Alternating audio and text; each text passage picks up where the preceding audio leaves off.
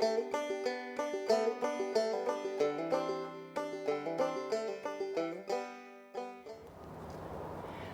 I'm Sequoia with Project Tree Collard, and today I am showcasing the Dinosaur Tree Collard. This particular patch was in a video a year ago, I believe, where I planted them from tiny little Dinosaur Tree Collard starts, like I saw on my website. And this is after a year of neglect because I moved away 8 months ago. So they've really just been here on their own, not getting a lot of care, not getting any fertilizer or anything. We do have really good soils here, unlike at my new farm, where I have started these, and they're doing really well up there as well.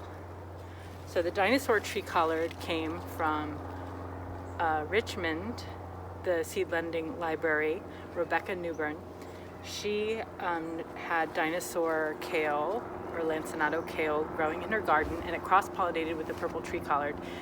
And she saved the seeds from her tree collard plants that had cross-pollinated, and this came up. So what we got is a perennial tree collard that has crossed with the kale, and it has become a perennial kale or tree collard. It's kind of interchangeable, kale and collard in this case. But it has a lot of the lovely attributes of a dinosaur kale, the coloring and the wrinkling. It looks pretty much nothing like a purple tree collard, but it has that very much in the parentage. In the very cold times, it gets a purple blush, a little bit of purple on the stems, but other than that, it really doesn't look anything like it. Purple tree collards actually rarely bloom, so it was really special to have this cross-pollination happen. But this guy blooms profusely. So that's my least favorite thing about it. It starts before any of the other tree collards. Here in Berkeley, it's about February.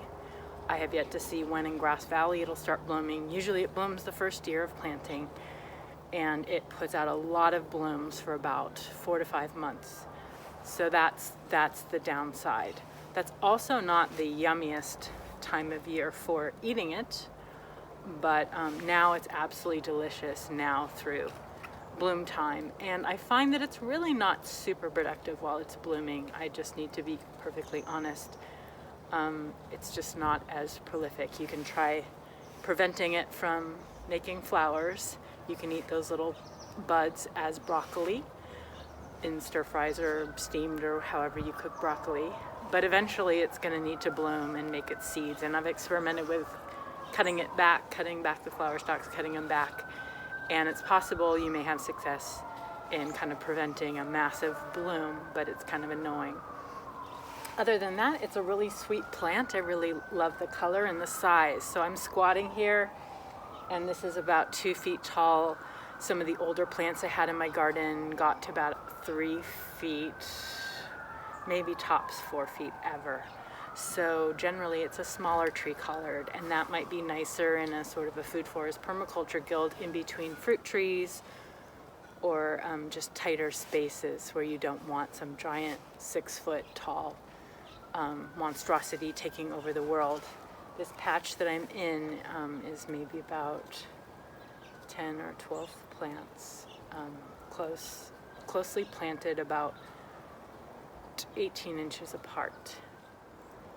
Here's our little drone view of the patch of Dinosaur Tree Collards. And I want to talk about the flavor a little bit. It's really mild and very much like Dinosaur Kale. The leaves are a bit thicker, so they're not quite as succulent. Like, I wouldn't use this raw, but I tend to not eat any of the collards or kales raw. But cooked, it's really great.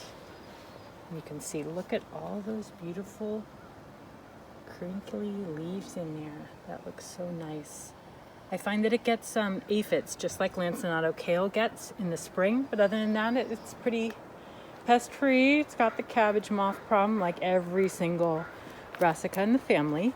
But it's a very easy plant. You know, I just planted these and moved away, and here they are, being absolutely gorgeous.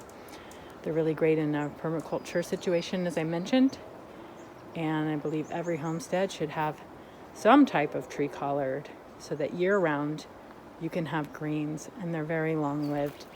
And anytime they look scrappy, you can just take a cutting, remove the leaves, plant it, and you will have success in rooting your cuttings.